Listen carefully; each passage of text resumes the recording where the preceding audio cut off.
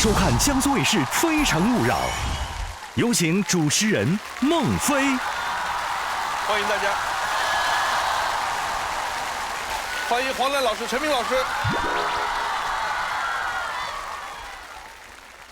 非诚勿扰》由港荣蒸蛋糕特约播出。港荣蒸蛋糕，我对你是真的。港荣蒸蛋糕好吃不上火。中国好粥选银鹭，《非诚勿扰》由好料好味道的银鹭好粥道指定播出。《非诚勿扰》由椰树椰汁指定播出，正宗椰汁椰树牌，我从小喝到大。本节目的奖励规定是，男女嘉宾牵手成功之后，都将获得由港荣蒸蛋糕提供的浪漫海岛之旅。港荣蒸蛋糕，我对你是真的。港荣蒸蛋糕好吃不上火。上父母牵线，帮孩子寻觅一段好姻缘。海量优质资源，真实相亲平台，超1000万用户信赖。父母牵线，中国家长的放心之选。想要征婚、相亲、交友的朋友，可以通过下载爱荔枝 APP 搜索“非诚勿扰”报名，也可以通过父母牵线小程序报名，或者发送邮件到非诚勿扰官方邮箱 fcwr@gstv.com 报名参加我们节目。也可以拨打江苏卫视幸福热线025960088来到非诚勿扰的舞台，幸福生活，志享未来。下载爱荔枝客户端，追更非诚勿扰，还有海量节目内容和丰富互动玩法等你探索。爱荔枝客户端非诚勿扰专区现已火热上线，一站式集成了节目精彩内容，线上报名通道和丰富互动玩法，更有数字人小林在线分享爱情攻略。非诚勿扰腾讯视频全网独播，每周6晚21点，会员抢先看。有请今晚24位美丽的单身女生。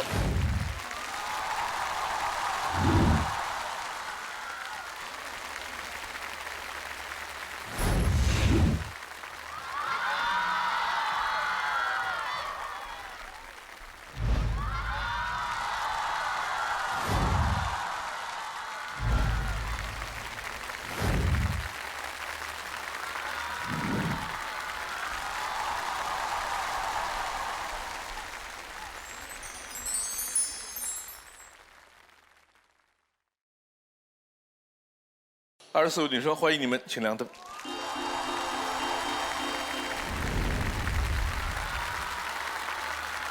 欢迎小林同学。心有灵犀一点通，小林是个百事通，欢迎热情的大家。每次节目开始录之前呢，尽量找点话题跟大家聊聊。今天这个话题很有意思。我们昨天录制的时候，有2个观众都是大学生。就看着看着，2个人就聊上了，加微信了。今天在我们节目开场之前，2个人明确表白了。昨天我是一个人来的，他也是一个人来的，然后我们就阴差阳错的坐在一起了。虽然我们昨天才认识，但是这样的萍水相逢，其实是让我觉得非常有意义的。因为很多2个人萍水相逢，他们不一定加聊天，他们不一定加联系方式，我觉得这就是缘分吧。差点要错过你，在最好的年纪遇到你，才算没有辜负自己。终于等到你。这2位观众现在就坐在台下。哇哦！他们俩就约好了今天再来看。再来一场。哇！来。我跟你说，我可爱聊这些事儿。你叫什么呀？我叫王蕊。王蕊。我叫胡衍林。哦。你们俩都坐在这个区域，挨着坐的，来之前不认识。你跟我说看的时候谁先撩谁的？我先主动说话。你说的第一句话是什么？我问他，是我先说的。你看看，2个人答案不一样。我问他这有人吗？哦，这个位置有人吗？然后我就说，你是一个人来的吗？然后他说是的，我说我也是一个人来的，然后我们俩就坐在一起了。哦，看这个回答，男生的这个回答很优秀。你是一个人来的吗？我也是。哇，这就告诉了一种开始的可能性。非常好。你们2位看上去应该像还在学校念书是吧？我现在是大1。我是刚毕业。一个学校吗？还是？没有，我在武汉读大学，然后他在芜湖读大学。你在武汉读大学，不考试的吗？现在？我们放寒假了。你管这么多？我们聊的事儿跟你扯的也是考试不考试的。完了。你是通过什么渠道到我们现场来看录制的呢？我是通过小红书。啊。哦。哎，我是通过中视观众。打电话那个嘛，热线那种。哦，真是缘分啊！那这个是对，你看吧，两个人又不在一个城市，就通过不同的渠道来现场看录制，两个人一边看一边聊，一边看两个人聊上了，第二天继续看。有一句话我想再说一遍啊，我们非常欢迎大家来我们现在看录制，我们有2个渠道登录我们的爱荔枝这个客户端，还有就是那个小伙子那种打电话025960088，你看来《非诚勿扰》不光可以见证台上的这种缘分，台下自己也可以开启这种缘分。是的。但你们俩现在一开始之后是会异地恋吗？我们就是因为是昨天才认识的嘛。我觉得我个人认为，恋爱它是需要时间进行沉淀的，我们需要更多的时间去进行了解。所以我觉得我们现在的关系可以很确定的是朋友，无论以后是朋友还是恋人，这都是一段美好的回忆。哇，说得好！这个忠实观众，看看，对，说得很好。好的，请坐，两位请坐。有一观众一直在举手，不知道他要说什么。你说。因为我刚才我也在现场当那个嘉宾，我刚才给这个女生爆灯了。然后我跟个小丑一样从那儿。我对这个女生也是有好感的。哇，这个故事发生翻转了。他在竞争，他是属于竞争者。对。还只做朋友吗？武汉男孩。对。这个。竞争。我觉得我也可以竞争一下。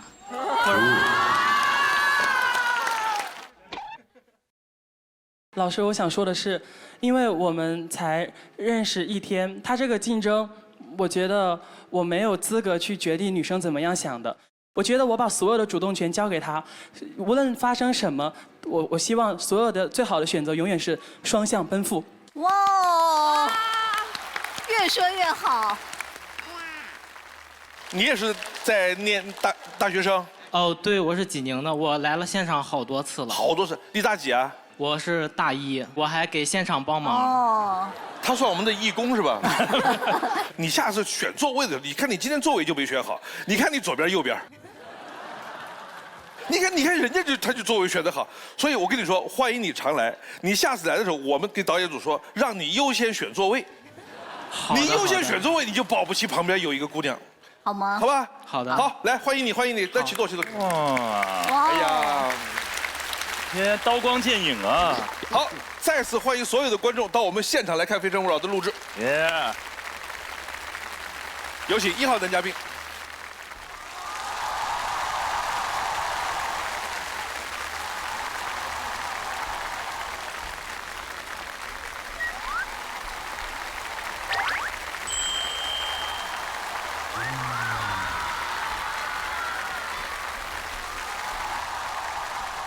大家好，木鱼老师好，2位老师好，我叫黄正超，今年23岁，来自山东潍坊，现居济南。本嘉宾由父母牵线推荐，来选你的心动女生。风筝之乡，潍坊。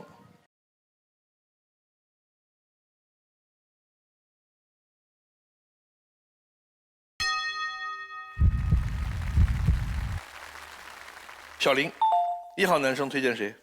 黄正超的首轮自推女生是12号女生邵智怡，25岁，现居济南，国企职员，是个内敛、温和、独立上进的女生，请你们彼此多多关注，也许会成为温馨有爱的一对。有谈过姐弟恋吗？之前是没有谈过的，但是可能后续想去尝试一下。他还后续想谈一谈啊！港荣蒸蛋糕好吃不上火，爱之请回答。您的愿望是？想跟另一半去甘蔗地里体验猫鼠游戏。这个游戏我刷到的时候还蛮有意思，商家是会设置一些这种类似于 NPC 啊或者小狗啊，它去追捕你。如果说抓到的话，那就是15.9块；如果说没抓到的话，那就是按9.9块。我们先来看一段视频，了解一下这个。抓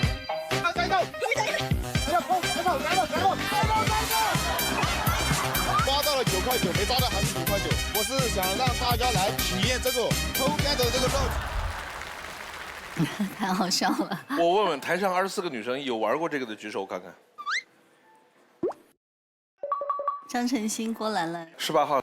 我没有在甘蔗地里玩过，但是我们在学校有玩过。然后是8个人当时玩的，然后3个是猫，然后其他都是老鼠。我真心建议，就是只有精力旺盛的人才能去玩，因为我们当时玩了很久，玩了3个小时，然后真的很累很累。我当时休息了2天。我就想因为我不懂啊，就要玩必须要3个小时起步吗？不用，但是会很漫长这个过程，因为学校的面积很大。那可不可以组织一个，比如就在我们这个演播厅就这么点大，那不会3个小时的，我估计20分钟就结束了。石琪，你这个经历可以玩3天3夜。啊，对。因为它是整个，就比如说它是一整个场地，有的时候会在商场玩，然后每个人在那种地图里面，然后可以提供你的定位，你还要准确的看出来它在几楼，就可能1楼到6楼都是来回跑，所以这个3个小时可能是不止的。对呀。抓人嘛，我知道。对。你这偷甘蔗这个。这个在甘蔗地里也是这么跑，但是它是整片甘蔗地，就范围相对小一些，只是偷甘蔗然后再跑，然后就猫抓老鼠。最后就变成了买甘蔗。对。你参加过几次这种活动？今天是第一次来参加这么大型的这种舞台性的活动。我说那个活动，包手游戏。这个活动我参加过1次，但是我第2次想着跟另一半去体验一下。带着女朋友玩这个，会不会觉得女朋友是个累赘？我能跑了，女朋友被逮住怎么办？保护啊，可以保护她那一面。把狗拦住，让女朋友先跑。好的，看片子。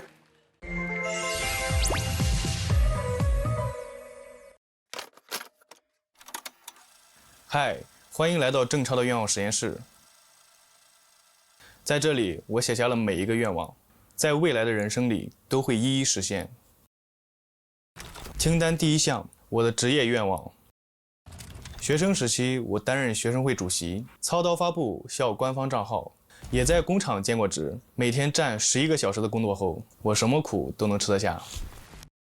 毕业之后进入 MCN 公司，1年时间掌握起号流程，第2年转入直播公司，熟练拍摄剪辑技能。虽然从读书到工作我都没有出过山东，但省内都是我拼搏的足迹。目前我在济南一家新媒体公司担任运营。有人说工作最好就是待在自己的舒适圈里游刃有余。但对于我来说，不能解锁新技能才是真正的陷阱。清单第2项，我的第2身份，深夜的情感博主。很多人觉得替兄弟闺蜜提供恋爱建议是吃力不讨好的事情，但对我来说反而很有成就感。大家好，我是阿超，你的情绪问题的出口。今天给大家分享我的33原则：主动约会3次不出来，不要继续，他对你没兴趣；表白3次不同意，不要坚持，恋爱是吸引，不是追逐。对方拉黑后3条短信不回，不要再发了，他不会再回你了。死缠烂打换不来爱情，放过对方也放过自己，自尊自爱，真爱自会降临。清单第3项，我的阶段性目标。相较于顺其自然的活法，我更喜欢以目标为导向的生活。无论工作、生活还是爱好，我一定会设立阶段性目标。如果马拉松很长，那就在5公里、10公里给自己一个路标。高中毕业，我成功完成了赚取大学学费的目标。25年，我坚持每天听播客，学会了调色软件，完成了旅行，以及看一次脱口秀现场。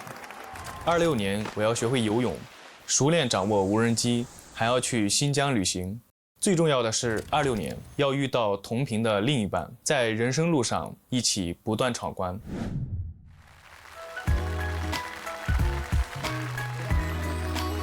用啥？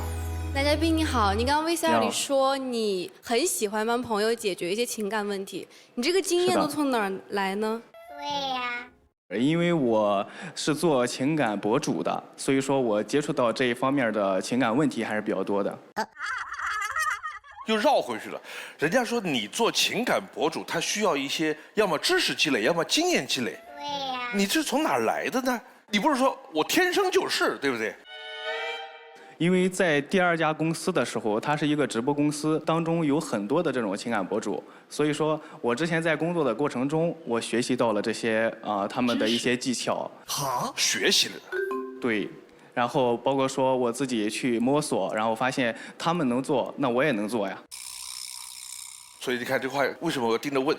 他说我们公司有很多赛道，情感类，什么穿搭类，这边什么母婴类，它有好多类，好像给我感觉，好，我分你当那个情感博主，那是说我擅长这个，比如我学心理学，我有这方面知识，或者我有足够的年岁，我有这方面经验的可以。他说你分到这个你就去干这个，边干边学吗？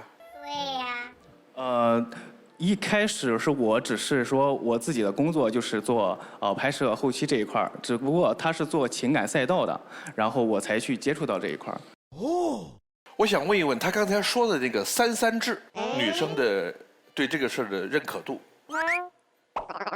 江嘉宾表示摇头了。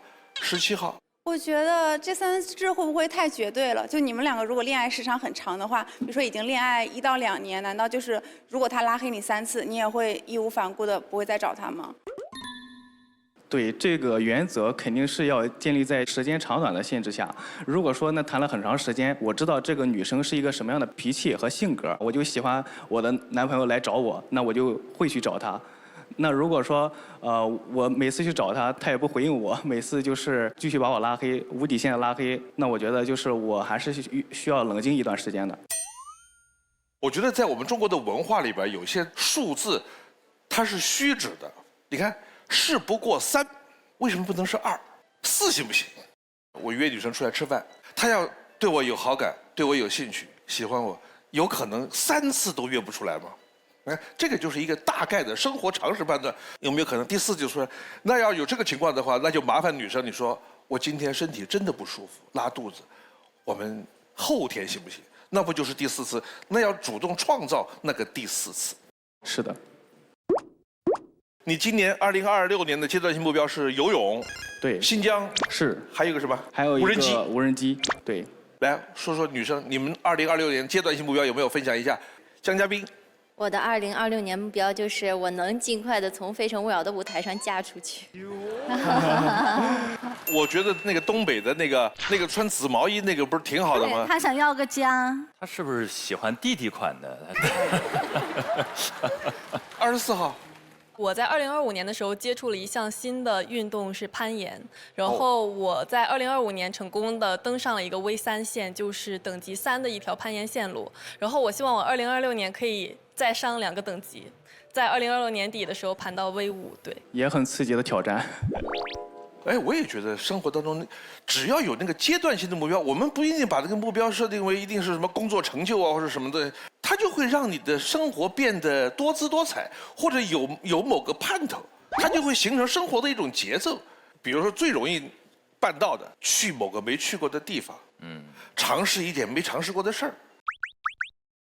有没有人2026年想去一个一直很想去而没有去过的地方？21号。其实我想去新疆滑雪，一直。跟我不谋而合了。那得赶紧了，再过1个月后雪就化了。还有谁？张岩。男宾你好，我也想去新疆，但是我原因可能跟你不太一样，因为我外公嘛，他生前他是一名军人，然后他在那儿驻守了大概20年左右。我的妈妈呢，她就在那儿出生长大，然后后来才是又回的河南。我妈妈还有我的姨妈，在我长大之后，他们每隔几年都会一起去回新疆去看一看他们住过的小房子。然后，但是他们每次去的时候，我都在上学，我永远都在上学，所以我就想，就是有一天我也能去一趟新疆，然后去看看我妈妈长大的样子。什么地方？就是阿勒泰。阿勒泰啊，很美的地方。我可能比较想春天和秋天去，因为那个时候的草地比较茂盛，然后我喜欢躺在这种阳光下，包括说湖啊、水啊这种自然美景是特别丰富的。我去过新疆很多次，我可以负责任的跟每一位想去新疆的小朋友们说，新疆的4季都美，春有春的美，夏有夏的美，所以它值得你每一个季节都去，感觉都不一样的。看下一条。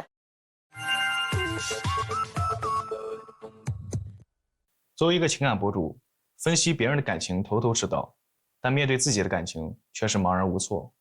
大一时的初恋，我们相识于评论区，后来我俩相约一起上下课。当暧昧的氛围达到顶点时，我主动牵了她的手。虽然是默认在一起，但我觉得还是欠她一场正式的告白。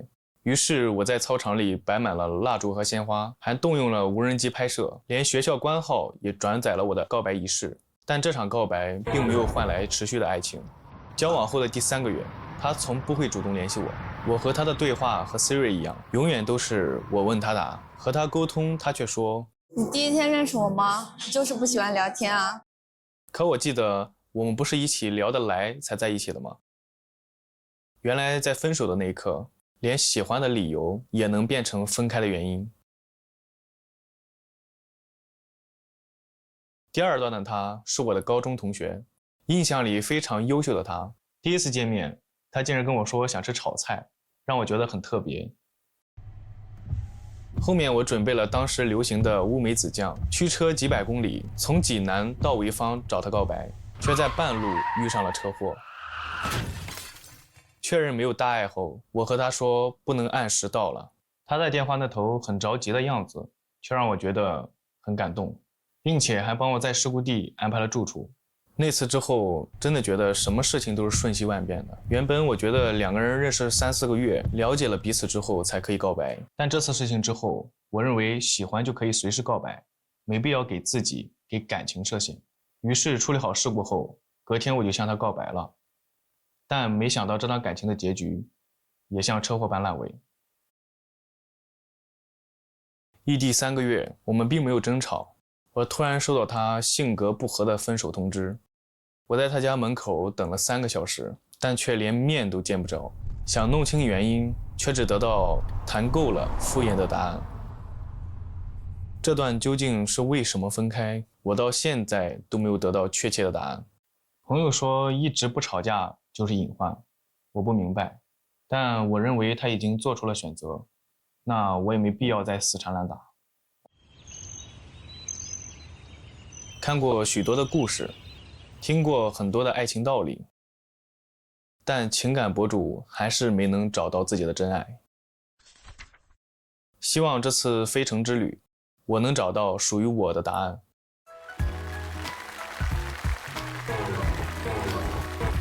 14号。男嘉宾你好，就是刚刚我看你的 VCR， 就是你说谈恋爱不吵架这个事情，因为我个人呢，我谈恋爱也是不吵架的，就是我每次分手都是问题出现，然后我们2个一定要见面，然后2个人坐下来把这个事情聊透，然后能不能解决，然后能解决就继续在一起，不能解决就直接分手。然后我是这样的，但是后面我朋友跟我说不吵架也有问题，然后你作为一个情感博主，你怎么看待这个事情呢？我觉得就是吵架是必然的，就是小打小闹肯定是要有的。你说的那个方法就是坐下来聊透，这种我是觉得很赞同这种观点的。但是我听你这个口气啊，你这个把男朋友叫来聊透，带有强烈的威胁性。你有没有发现那个味道？来，我跟你好好谈谈这事儿啊，你看行不行？能不能解决？行，我们讲一下；不行，立刻分手。要不然应该是这样，是不是好点？你看出现这个问题，我们看到底哪儿出了问题，来作为一个讨论。他这个有点是最后通牒。22号。你好，男嘉宾，我看你第一段恋情是在评论区里面，因为2个人聊得特别投缘，所以开始的，对吧？然后后来分手是因为你们2个在微信上不怎么聊天，是因为这个分手的。对，就是我给他发信息啊，我发的这边热火朝天，人家那边就是特别的冷淡，然后1个字2个字的发。因为我就是属于那种我特别不喜欢在微信上面聊天的，没有什么好聊的，就你吃了吗？喝了吗？睡了吗？就很无聊。那你认为的2个人在线上聊天的这种界限，你能接受的是什么样的程度？就比如说多长时间需要必须回复你1句这种的呢？我个人认为，就是聊天的频次的话，就可能2、3个小时，3、4个小时就回一些，起码就是1天之内要回信息的，就是分享一些日常或者怎么样的，我还是蛮喜欢这样的。对，再听郭兰兰说，那真是一个人一个样。有些女生吧，10分钟不回就抓狂，你为什么不回我信息？你为什么冷淡？你是不是不爱我了？到底什么情况？这个时候我就不爱聊天，有什么事不能见面吗？那你怎么办？片子里边有一个话题，我也想听听大家的看法。我们也听到过很多男生的情感经历当中有那种表白，哎呀，满天的烟花，现在是满天的无人机，全宿舍的女生都喊出来看表白，在底下弹着吉他，弄一大帮人，点的满地都是蜡烛，声势浩大的。像这种表白方式，女生怎么看？7号。就是我之前在大学上学的时候，那个时候就会有那种男生给女生告白，然后在那个宿舍楼下摆那些什么蜡烛啊、鲜花，还要在那表演才艺。然后我就觉得，如果我是女生的话，我觉得有点尴尬。但是如果就放烟花那种，如果我在一个比较空旷的地方，那个地方可能只有我们2个人，然后你想给我一个浪漫的仪式，这种的话我是比较能接受的。明白。因为我之前的话，就这种表白仪式的话，只是限于我了解这个人，他是比较喜欢仪式感的。因为告白之前，我俩是已经就是表明心意了嘛，所以说我觉得欠他一个正式的告白，所以我才会有这种操场式的浪漫告白。为什么要讨论这个话题？就是要让很多男孩他没有这个经验，他觉得我还不知道他喜不喜欢我，我这么弄一下，他不就喜欢我了吗？其实我告诉你，情况有可能恰恰相反。本来他对你只有2分讨厌，你这么一折腾，那可就是8分讨厌了，厌恶到我一辈子不想再见到你。所以这个事一定要搞清楚，是你们俩明确关系了之后，就像他们俩已经表白过了，已经在一起了之后，你过2天你弄这么一下子呀，感情一下子就会快速达到另外一个高度。不要把这个顺序搞错了啊！对，莫老师说的非常对。我也是情感博主。最后一个问题，17号。男嘉宾你好，你好，我有点问题想问你，就是因为你是做情感博主的嘛，你能不能就是给一点建议，然后列一下，就比如说男生他可能就你们2个在暧昧的初期或者怎样，然后男生比较典型、比较具有代表性，他喜欢你或者不喜欢你的一些表现。这个男生他如果说对你有好感的话，或者说喜欢你，那可能他这个男生话会比较多，会给你分享，或者说会对你好，有明确的一些信号，其实你自己是能感受到出来的，是这样的。其实还有一个更简单的，他约你就是喜欢，他不约，他说哎呀我喜欢你好多年了，从来没约过，那叫什么喜欢？这喜欢不就要去约吗？对不对？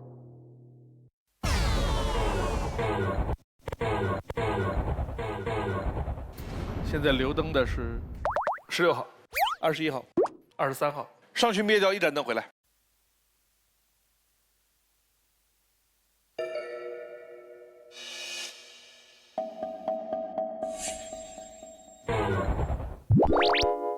有请16号、21号。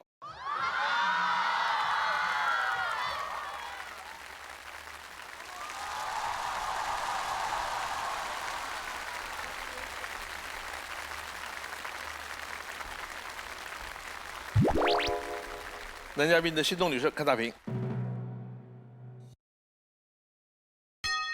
9号。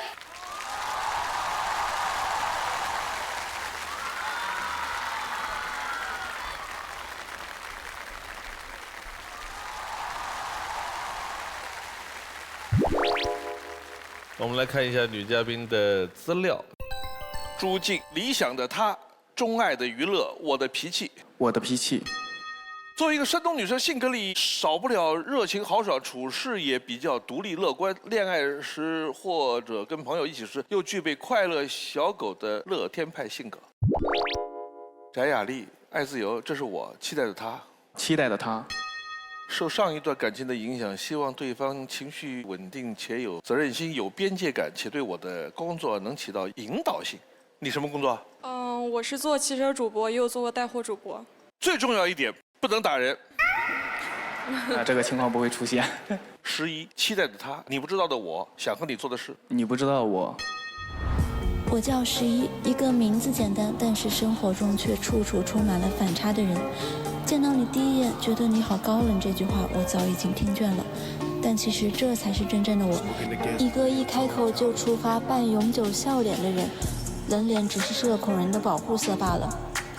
我热爱旅游，崇尚自由，偶尔也会装装文人墨客，毕竟有点遗传功底在。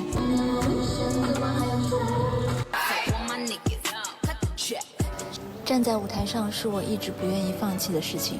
很多朋友问我，你这么社恐，为什么站上台又像变了一个人？其实我也说不清楚。有敢做自己的胆量，坚持在热爱里，或许这就是我对我人生最好的诠释。小林，第2轮男嘉宾推荐谁？在进入反选的女生中，我为男嘉宾匹配的制吹女生是21号女生朱静。男生性格随和内敛，靠谱负责；女生性格爽朗可爱，行动力强。两人也许会成为和谐有趣的一对。最后一个问题问3个女生。假如我们2个在一起了，最想跟我去的一个城市是哪一个？为什么？目前来说，挺想去新疆看看那儿的风景，然后跟我心爱的人一起去滑雪。其实我觉得能够跟喜欢的人在一起，去哪里都一样。我也是去新疆，其实我刚刚也举手了，然后但是没轮到我说嘛。我近期的一个目标也是去新疆，尤其是春天和夏天。要做最后的决定了，选心动女生有可能被拒绝，你自己回去。另外2个女生你可以牵手其中一个，你的决定是。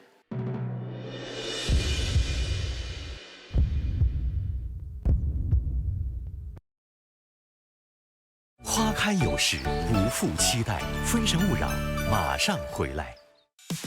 非诚勿扰，现在继续。要做最后的决定了，选心动女生有可能被拒绝，你自己回去。另外2个女生你可以牵手其中一个，你的决定是。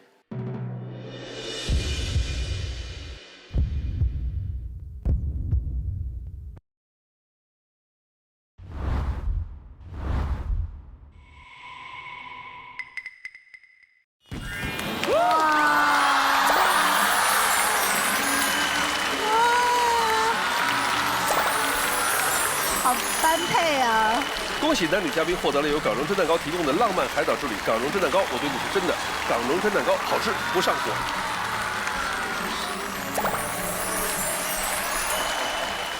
因为我是一个比较相信第一眼演员的人，包括后面对男生的了解，我都是很满意的。然后加上，其实我觉得男生年龄跟我相仿，我们应该有很多的共同话题。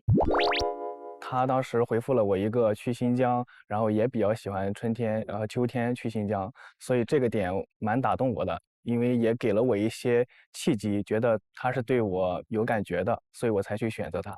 我现在心里就是甜蜜蜜的，可能过段时间会想去新疆一块儿去旅行。因为本来我的计划中也就只有一个人，然后现在可以2个人一起去了，我觉得可以做更多的事情。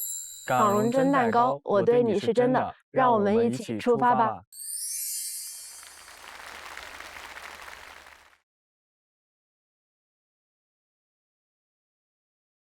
非诚勿扰由港荣蒸蛋糕特约播出。港荣蒸蛋糕，我对你是真的。港荣蒸蛋糕好吃不上火。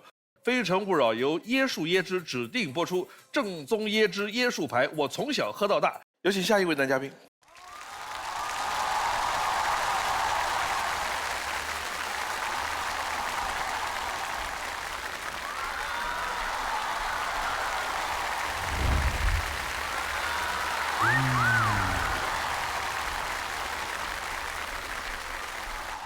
哇哦！大家好，我是来自四川成都的肖海强，今年32岁，谢谢大家。本嘉宾由父母牵线推荐，来选你的心动女生。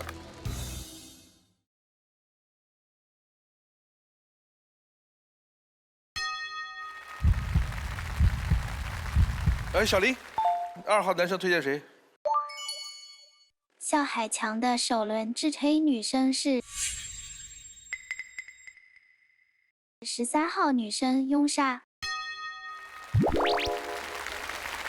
，22岁，现居成都，人事行政，是个冰雪聪颖、有好奇心、好胜心的女生，请你们彼此多多关注，也许可以成为优势互补又有仪式感的一对。哇！港荣蒸蛋糕好吃不上火，爱之请回答。您的愿望是？最近比较火的一个回旋镖式的旅行，然后我想和另一半一起探索一下。这个话题特别好玩，兄弟，我帮你说一下啊。现在年轻人突然发现了一个很省钱的一种玩法，他选2个特别近的城市，比如说我买南京到上海的飞机，有这么近的飞机，但是在成都中转8个小时。哦，他们就在中转那个地方玩8个小时。哦，机票还巨便宜。你们有听说过这个玩法吗？诗琪。好，作为一个非常爱穷游的，我要给所有的观众朋友们就是分享一个技巧，就是刚刚的那个回旋镖旅行，你们可以选择中间中转超过20个小时的，就比如说，你从长沙飞到嘉峪关或者酒泉，它中转在兰州，你在他们的公众号上还可以申请免费的酒店，然后你们又可以在当地中转地方玩一下，再在那个酒店也住一个晚上，而且车接车送。而且如果航班晚点了，还免费管顿饭。对对，我觉得他应该是设计过的。还有酒店去，可能是一个隐形促销。对，转机时间越长，它机票就越便宜。对呀。那现在人家就奔着这个去了，所以现在年轻人就慢慢越来越会利用这种信息，很好玩啊！看片子。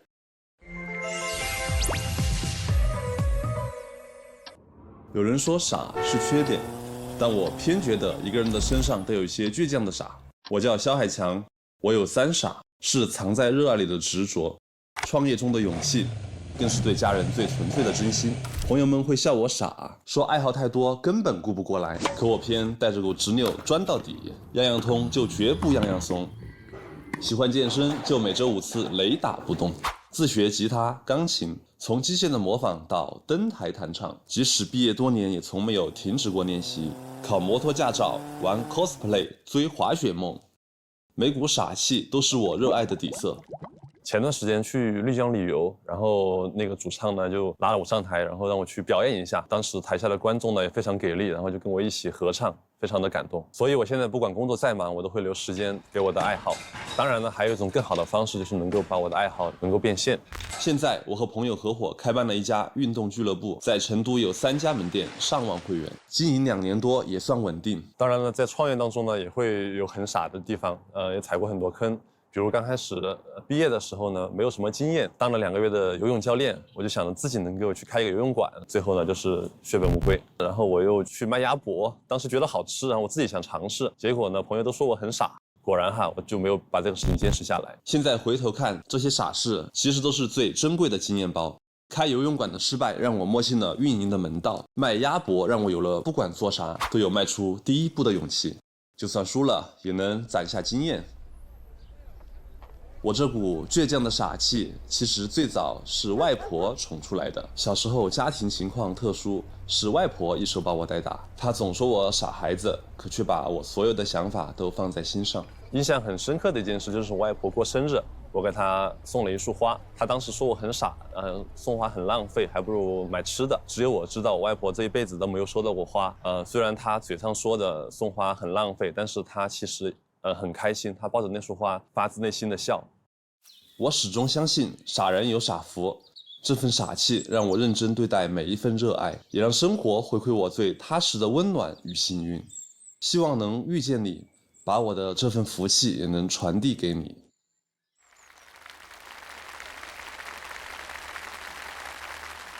会这么多技能，很厉害。哎，你游泳水平怎么样？也可以当教练的。可以。我给你介绍个客户，有一个山东潍坊的情感博主，他今年想学游泳。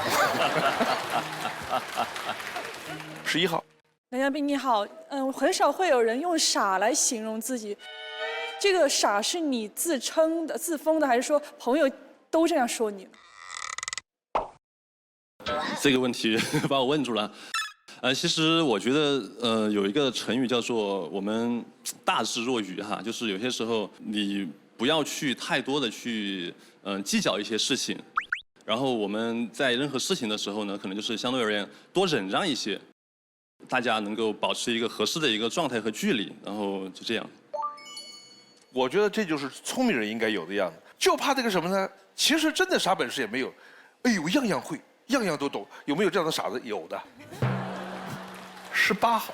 男嘉宾你好，我刚看到你 VCR 中说你有几段就是创业经历的失败，我也有，但是是那种很小本生意的创业，就是当时在学校里面摆摊，也是去卖耳饰，然后进价就是1、2块钱，然后别人可能我看着他们卖都会卖个30、40，我就觉得我应该打一个价格战，然后他们卖那么贵，我就只卖10块钱一副。但是后面发现确实会有人在我这儿买，但是我的利润就非常的低。然后后面我又去卖烤肠，结果发现卖的还没有吃的多，就导致这2段创业也是失败的一个经历。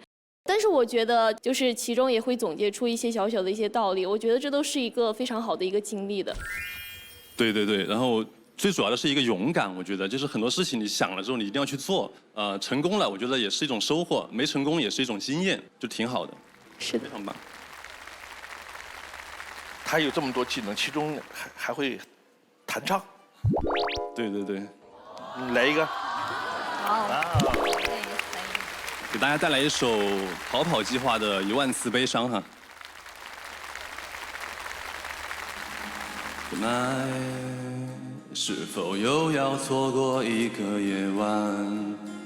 是否还要熄灭所有的期待 ？Oh tonight， 1万次悲伤依然会有君。我一直在最温暖的地方等你，我奔涌的暖流寻找你的海洋，我注定这样。Oh honey。脑海里全都是你。好，谢谢大家。你别说，他的这个声音还真像哎啊！谭鑫。你好。哎，你说你的外婆给她送花，她会说你很傻，会浪费钱。我的姥姥姥爷也是这个样子，就是我给他们买什么吃的，永远就是等到放坏了之后再吃。我说这个样子你对身体不好，不听一点都不听，老犟了，老让人生气了。有没有好办法呢？有没有女生有好办法？大家有没有好办法？我真的很需要，并且他们现在还上山，给他们买的帽子也不戴，说自己有，他哪有啊？强制爱，你直接给他扣上。4号。他们主要就是怕浪费嘛。我有一个很好的方法，不管什么他们不要，你直接扔垃圾桶。你说。我不要丢掉，你不要假装丢哦，你是真丢，他会捡起来就可以了。1号。我也有一个方法，就是我会跟家里的长辈说是超市抽奖抽到的，然后他们就会很乐意的接受。这个是一个办法。我的办法就是给现金。就是你想要他享受，那是你认为好的东西，但在他看来，他觉得是浪费。你只能用一个他愿意的方式，所以给钱他就很高兴。他不一定花，但是看到那个数字或者他看到那个红包，他就高兴了。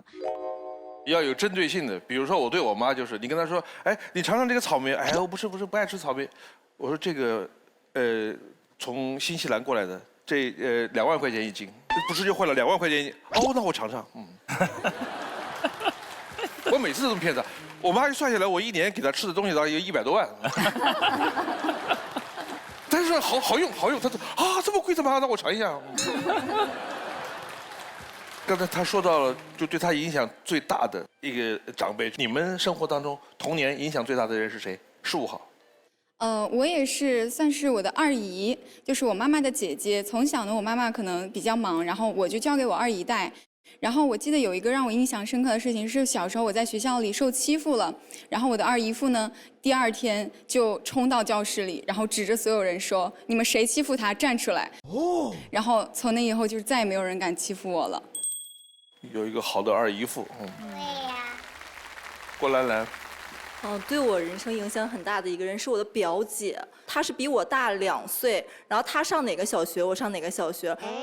然后初中、高中、大学都是一起，我都是一直跟着他的步伐，直到他大学的时候找到了现在我的姐夫，再也跟不上他的步伐了。那你也得抓紧啊！我在努力了。好，看下一条。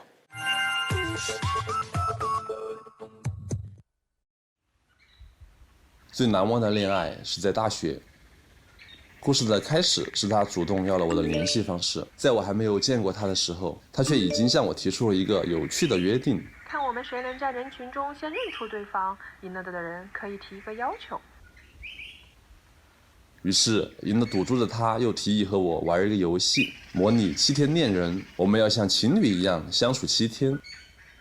那7天真的很甜，我们一起聊天、逛街、约会。7天后，一向不太敢主动表达感情的我，更是和他提出想把恋人关系延长下去，他也毫不犹豫的就答应了。谈恋爱刚开始的时候，我内心其实有点急躁，但他呢会很耐心，他是一个引导型的恋人，而我呢就是一个陪伴型，在他的带领下，我才能够慢慢的学会怎么去跟女生接触、相处、谈恋爱。但是现在看来，我觉得当时他是非常会谈恋爱的，他一直都是能够掌握到主动权，能够拿捏得住我。可慢慢的，他变了，性格上像猫，有时候黏人，有时候又对我爱答不理。刚在一起时，他会主动表达爱意，可时间久了就再也没有了。你最近怎么了呀？你怎么越来越冷漠了？不是啊，你不知道恋爱有衰减期吗？爱情有热恋期、平淡期，可是衰减期是什么意思？后来大学毕业，他回了老家，我留在成都，感情也就这么告一段落。之后的一段感情，到现在我都不确定算不算恋爱，因为这段感情从开始到结束都没有明确的话口。我们第一次见面就对彼此有好感，往后也相处得像情侣一样。但我把他当恋人，他好像并不这么认为。比如情人节，我想给他准备惊喜。对，我就是想问一下，你明天情人节打算怎么过呀？哦，我不想过情人节。不过情人节。结果情人节那天我一个人待着，他又打电话向我发脾气。虽然我们一直都没有确定关系，但是因为我们的相处模式，我在心里面一直把她当成了我的女朋友。她也总是会用男朋友的标准来要求我，比如说打电话让我去接她，而我在工作，然后她很生气就把我拉黑，然后第二天呢她又把我拉回来。这段拧巴的关系让我十分困惑与疲惫，所以最后我提出了互删，结束了这段关系。经历过这2段感情之后呢，我觉得2个人之间的爱的话，一定要100%认定，不要去猜测，我们一定要大胆的说出来。我理想中的女生要甜美可爱，有自己的爱好和生活，偶尔黏人也没关系。我现在有稳定的事业，有满格的热爱，所以现在就只差一个你。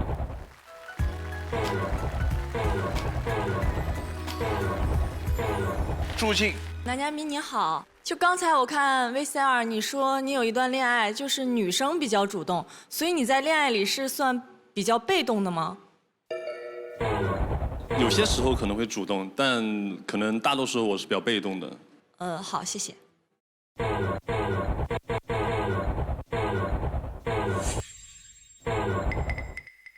邵志怡。你好，男嘉宾，我感觉你在你的这2段感情里面都好像有点模糊。对呀。就是第一段的话，也是感受了7天开始了，第2段的话又在比较拧巴的情况下结束。你在第2段感情里有主动过吗？也有。我刚开始的时候其实非常主动一点，但是呢，他给我的感觉好像就是，可能。我如果太主动的话，可能他会觉得有点距离感，有点太近了，所以我又稍微的把控了一点距离。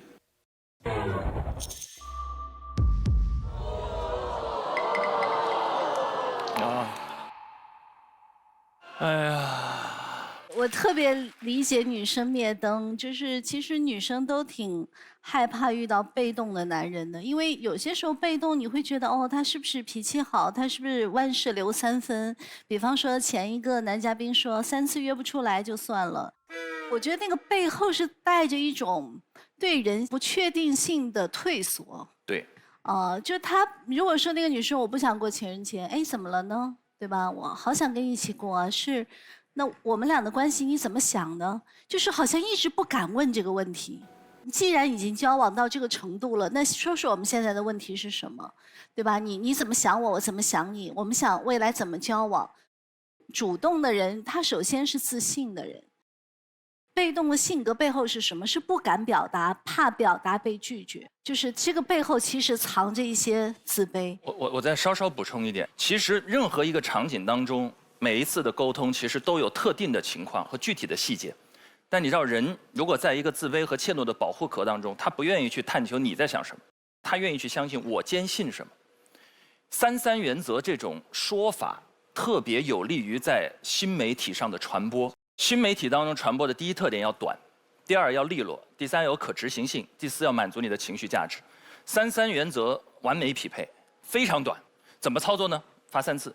他不回怎么办？他不回你就不理他，你看你的自我的 KPI 化了啊。所以这是一种媒体传播规律的必然，但千万不要把它当成真正的人生信条。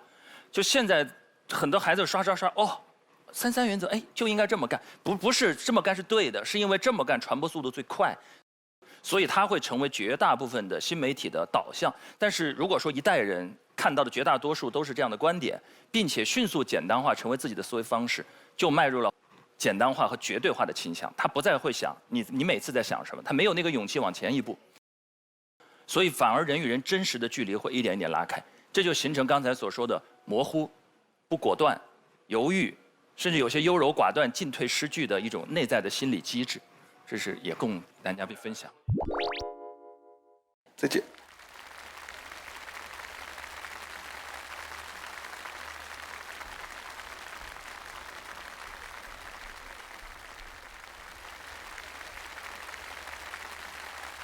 刚才舞台上面我们也讲到了，就是说女生大面积灭灯是因为我主要不够主动。其实关于感情当中主动的问题，我觉得是相互的，男生女生他们都需要往前去多走一步，然后主动的去维系，而不是单方面的去主动。关于黄老师说的一些建议，我觉得非常的中肯，就是可能有一些怯懦或自卑，我以后会更勇敢一些去寻找自己的另一半。我叫肖海强，来自成都，今年32岁。我是一个爱好广泛、热爱生活的人。如果你喜欢这样的我，请跟我联系。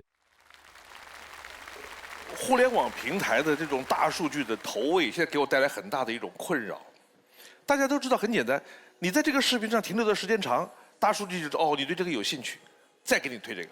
大数据有没有想过，我在这个视频上停留的时间长是有2种可能？第一是我喜欢，我特别喜欢，比如说小熊猫。我老看，他天天给我推小熊猫。还有一种我停留时间长，是因为我极其讨厌，每天给我推几十次，然后我就越看越傻，越看火越大。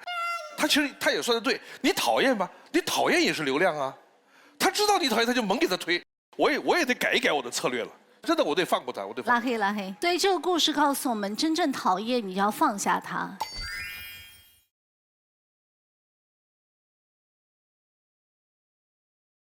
《非诚勿扰》由椰树椰汁指定播出，正宗椰汁椰树牌，我从小喝到大。有请下一位男嘉宾。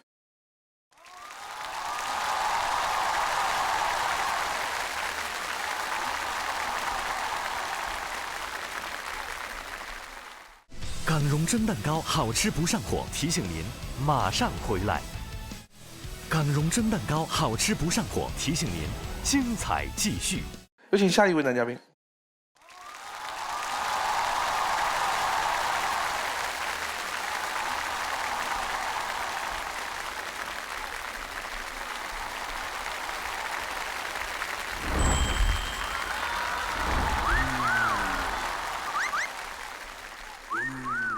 大家好，我叫黄河，来自河北承德，今年32岁，现居河北燕郊。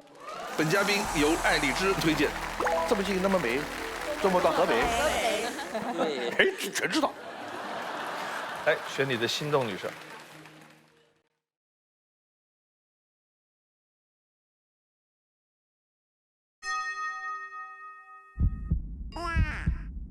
小林。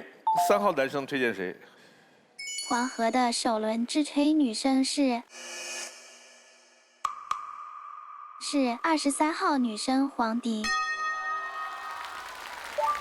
，24岁，现居南京，研究生在读，是个冰雪聪颖、自信勇敢、追求高品质生活的女生，请你们彼此多多关注，也许会成为轻松浪漫、平和亲密的一对。你不会是根据姓来的吧？第一次。来，黄迪，你发表一下获奖感言。我有一个弟弟叫黄河。真的。港荣蒸蛋糕好吃不上火，爱之请回答。您的愿望是？我的愿望是与你红尘作伴，策马奔腾。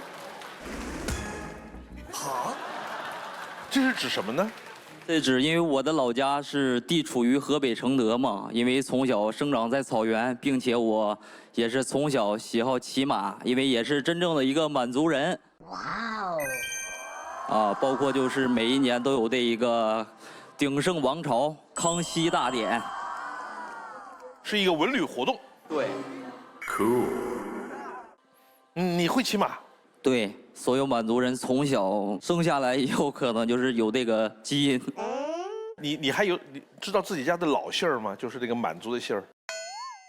赫舍里。那你是赫舍里，为什么假装姓黄呢？这个我决定不了，他们家祖上决定的。太爷爷选。会骑马的女生有吗？2号。我是今年去过一次内蒙古，然后在内蒙古去骑过一次马，所以我觉得这项运动其实非常耗体力，非常有技术含量。好，来看片子。睡，接着睡，就在这睡。这里是睡城燕郊。不想上班，想谈恋爱。冬天想谈恋爱，跟想在被窝里不起来的程度一样强烈，但是一样都没有实现。哈哈哈！每天从北京回到这里睡觉，睡醒又匆匆离开的打工人如过江之鲫，但他到了。黄河房地产销售总监，掌握着很多人在燕郊睡觉的资源。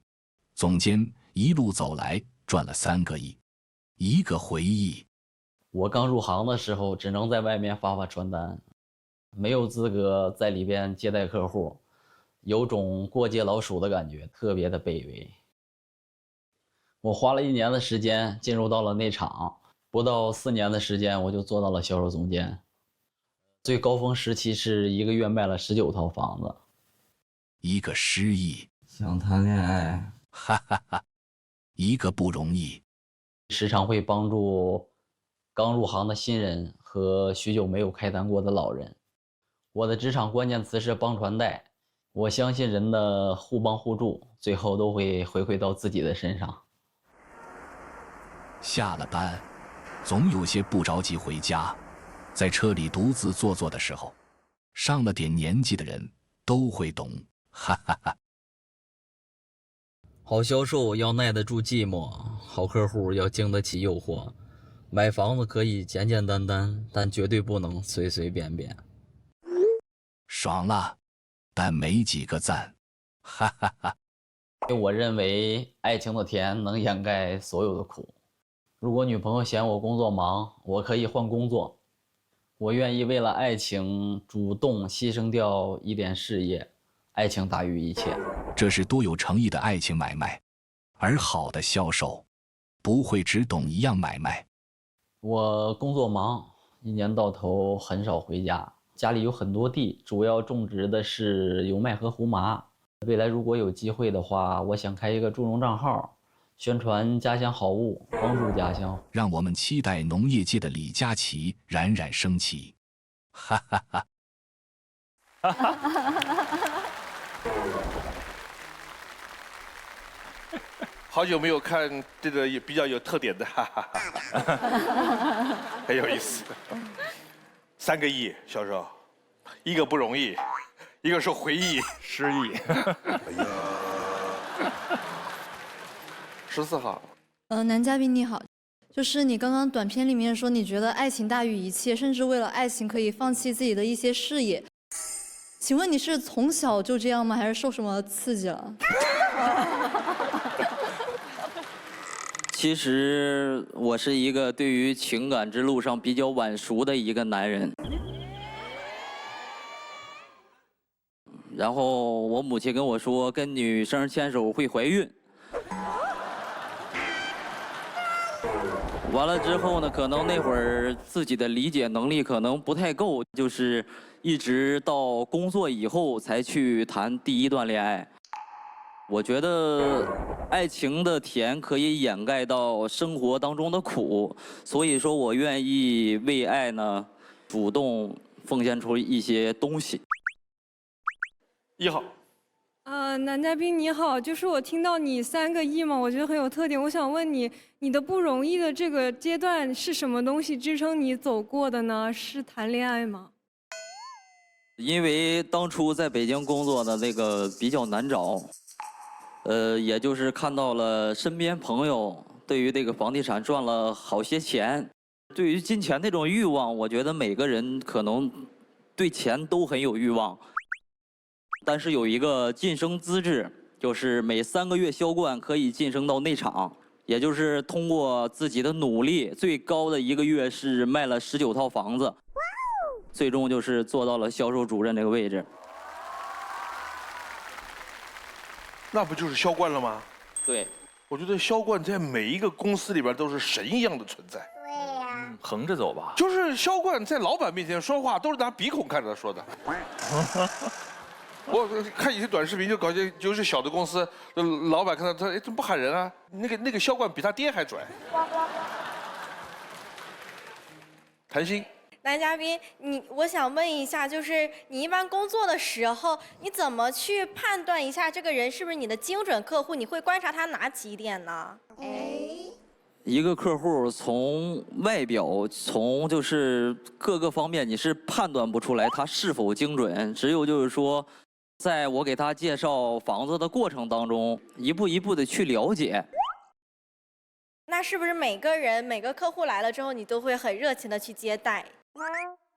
对，因为我之前遇到过一些销售，然后我进去转了一圈，他也不理我，然后我出去了之后，我就跟我朋友讲说他这里面的视频怎么样，然后他就在后面，他就这个样子说，你喜欢你转一圈你也没买呀，他就这个样子，我就说，我跟你说，你得分进什么店，有些店进去谁他都是这个样子。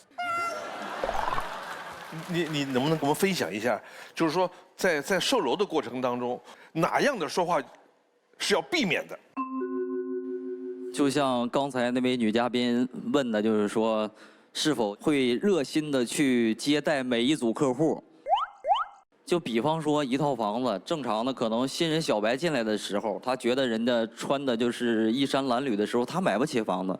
然后客户呢，他想看一套3居的房子，然后有的销售可能就会说了，其实我建议您考虑这个1居室的。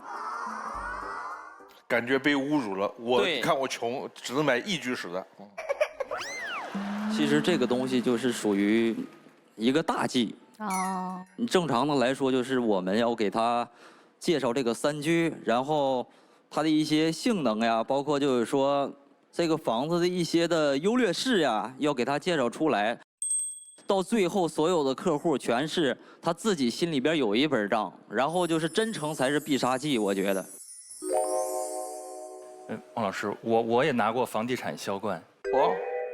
2019年的时候，我们有录过一个真人秀节目，然后我们的任务就是真的到城市，我们当时去的是郑州，当然还有庞博，还有好几位在各个不同的城市 PK， 然后就真的在门店，就房产中介的门店，给人推荐2手房、出租房或者1手房，完完整整的把这个流程要走几遍，很不容易。真下单了吗？真下单，因为买房是真得下单，要备案的。当时会觉得，因为我们都是做语言工作的，会说话，是不是这个流程上就会？但其实不是。我后来自己的感觉，前半场最重要的是听。小两口买房，生孩子的，有老人的，然后他的需求，旁边的地铁站的距离、医院的距离、学校的分配等等，你一听马上有判断，帮他的那个推荐。所以好的销售，我看不是特别能说，那个就是交朋友可以，卖房成交的不是。成交是话少，有一点憨，他得有点。他看上去憨。就是他跟你说的都很掏心窝子，然后说的也不给你绕的什么给的什么折扣，他说的就很实在，全是基于人的信任才有基于观点的信任，所以有时候不停的要提醒自己，就是要闭嘴，要少说。说到这种推荐小套路，我们当时实战的时候确实有一个，如果带看3套房的话，这个怎么安排？把那个中间的放在第1套，最差的第2套。就因为一个下午嘛，我就推荐3套，先看了中间的，他第一时间就会勾起来，哎，这个不错哦。紧接着第2套很差，他一看不喜欢，哎呦，这个不行，还是刚才那个好。对呀。最好的放在第3套。哇，眼睛一亮。第3套一看，哦，因为他在跟第2套比，落差就特别大。是。然后第1套又有点模糊了，距离有点远。但第3套他觉得，哎，这个是最好的。我说这个真的好啊，马上签单了。这些套路你都懂吧？对。他就不敢说。但是你跟你说，我要去买房，我就作为一个，我带入我自己是个顾客，我面临2个销售，我肯定信他的，我不信陈明的。是的，他那个眼珠子一转，一看聪明劲儿，这哥们儿多憨厚，可信，销冠脸。哎呦，3号。男嘉宾，其实你给我的第一印象是一个看起来有点疲惫的人啊。因为我之前也做过一些强度比较高的工作嘛，就比如说我之前曾经在当艺考老师之前，我是当带货主播的。我想问，如果你每天都沉浸在工作状态下，这个非常洋溢的情绪下，你回到家里之后，你跟你的朋友，包括你跟你未来的恋人，你还会有精力吗？因为我真的觉得我下班之后就已经是有点死了感觉。我觉得真爱永无止境吧。Amazing。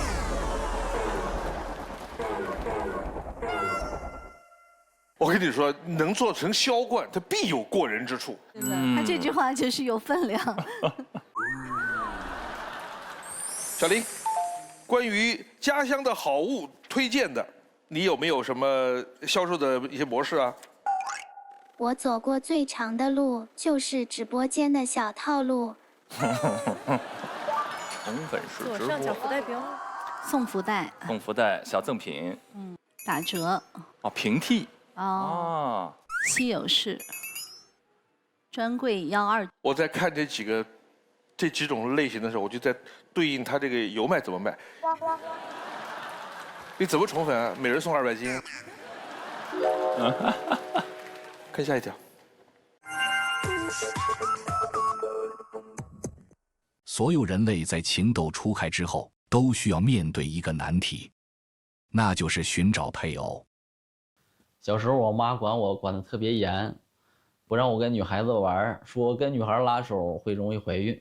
从不敢说话到主动出击，黄河的爱情故事，是2代人对两性关系的认知博弈。也是与自我和解与经验积累的漫长旅程。我的春天来的比较晚，工作了2年之后才来的。网聊认识，半年奔现，已是他新手能控场的极限。为了更进一步确认关系，还需一个契机。请网只需将日常稍作编织。我想去拍一个艺术照，但是我自己又不太好意思去。便会有愣头青自投罗网。哈哈哈！一起拍艺术照的异性男女，被摄影师误会成一对，合理。那我们算是在一块儿了吧？正当2人粘人上头，难舍难分之际，危机悄然靠近。快讯：一女大学生因谈恋爱上头，长期学校缺勤，引发其母亲震怒，并以喝药威胁，要求立刻分手。目前已被救治，最终无奈分手。第2段感情是我主动追的他，吸取经验，他有了自己的追爱3板斧：每天出现，烧话不断，制造危机感。烧话，让多巴胺燃烧，关系迅速升温的话，我单着你也单着，你就是我的菜。我这粗胳膊宽肩膀大嗓门，一定能给你照顾好，你就当我的小猫咪就完事儿了。有点烂，哈哈哈。后来因为一些工作调动，长期的异地，最后导致分手了。我不喜欢恋爱中出现一些过激行为。第1任因为我没有天天哄他，他就喝完酒以后站在马路中间。第2任我要离开一段时间去照顾生病的母亲，他就威胁我说，如果你走我就跳楼。什么事儿不能坐下商量呢？我觉得这种行为不应该出现在2个相爱的人的身上。我的理想类型是微胖类型，有点肉的，御姐的外壳，萝莉的内核。希望她可爱粘人，跟我在一起的模式是吵吵闹闹，做一对欢喜冤家。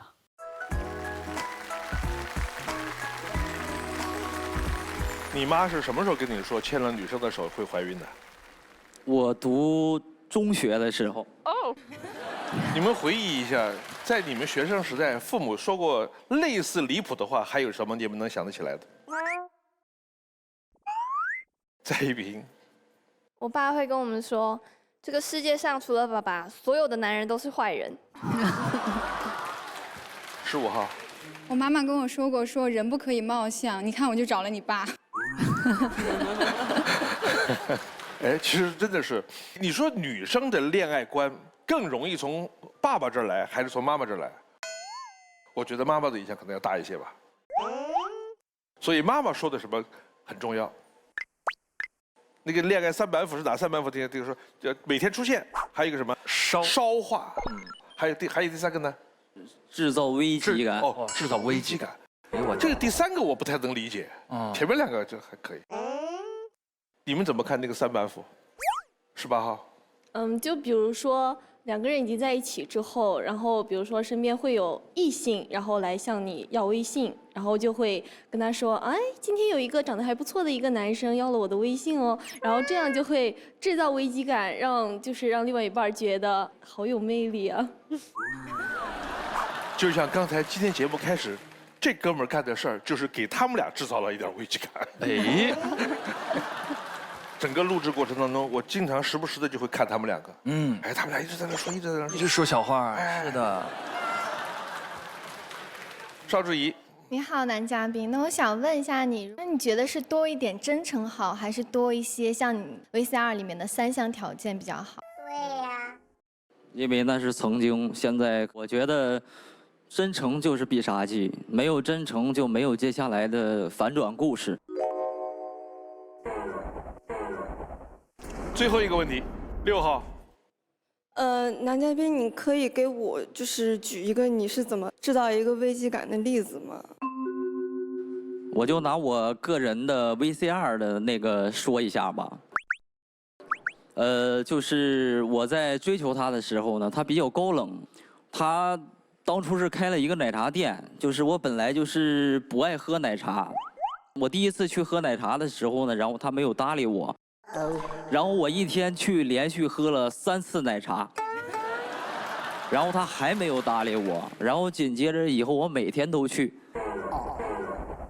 然后呢就是我觉得就再寒冷的冰嘛，他也基本上也就有一点点融化吧，然后恰好就是当初又招了一批浙江当地的女销售，恰好他俩也认识，然后在那个团队当中呢，有女孩喜欢我。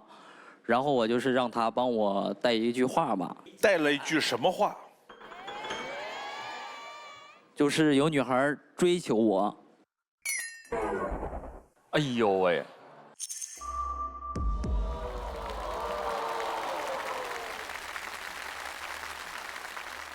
其实最后那个问题就不该回答啊，这是个技术性问题。一谈到恋爱当中，大家在乎的是态度。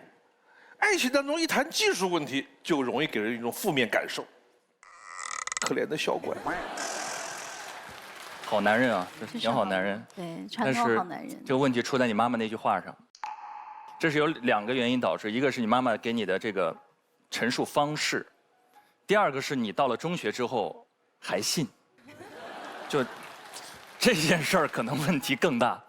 所以他给你落下了一个种子，就是你觉得在人生的某一个时间段就要把一个事情追求到极致，所以你刚刚大学毕业的时候，你觉得财富自由，我要拼尽一切的赚钱，疲劳但我不顾一切。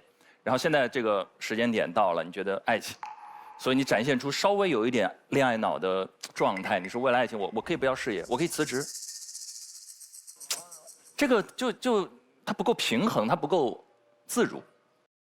他刚才也说了好几个3，他每天买奶茶是3杯，然后他有3条原则，他也有很多，这其实背后也展现出刚才我们共同提到的那种对于流动探查的不自信和对于某种原则坚守所带来的这种安全感的依赖。虽然他没有牵手，但是他身上表现出的一个最可贵的品质，对于组建家庭来说，销售是一个压力很大的一种职业。你想想，天天在路边发传单，到最后1个月卖19套房子，这个之间的这个差距，在这么年轻可以完成，这种抗压的能力，对于一个家庭，你有的时候你平平淡淡每天上班下班过日子看不出来，但是家庭当出现了什么波澜的时候，像他身上表现出这个素质，可能是他的抗压性这一点是经过检验的。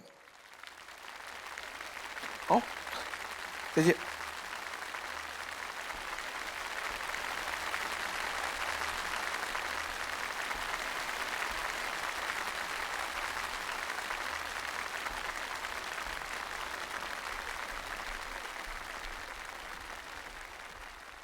我觉得今天的表现稍微有点紧张，然后有很多想说的话，可能就是没有说出来。